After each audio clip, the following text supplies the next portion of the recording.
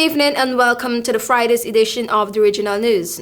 The government has proclaimed legislation which would increase the number of people from CARICOM member states who can enter and work in the country, as well as to allow them to do so indefinitely. Foreign and CARICOM Affairs Minister Dr. Amory Brown made the announcement to the Immigration Act 2022 by President Paula May Weeks. Minister Brown said that the amendments signal Trinidad and Tobago's ongoing commitment to the deepening and strengthening of the regional integration process and brings Trinidad and Tobago into compliance with decisions of the Conference of the Heads of Government regarding the revised Treaty of Chaguaramas and the free movement regime. With the amendments and the expansion of the categories of workers eligible for free movement within the region moved from 5, university graduates, artists, musicians, media workers, and sports people, to 12 categories. Among the additional categories are agriculture workers and security guards.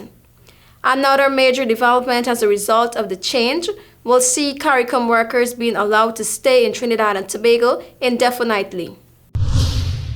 President of the Barbados Kidney Association, Alan Haynes, said that now is the time to encourage members of Parliament to pass the legislation to harvest organs, a step that would go a long way in fighting chronic kidney disease, which affects 1 in 10 adults globally. The legislation, which has already been passed in Trinidad and Tobago, Jamaica, and Guyana, can result in significant improvements in the life of dialysis patients and financial savings to the government through acts of transplants. At present, Barbados can only complete transplants from live donors.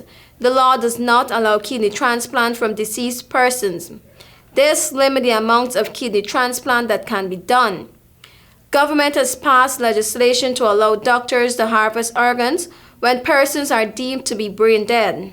At present, Barbados has over 400 patients with stage 5 kidney disease who receive dialysis treatment at an annual cost of $18 million, but between 50 to 60 people died from it every year.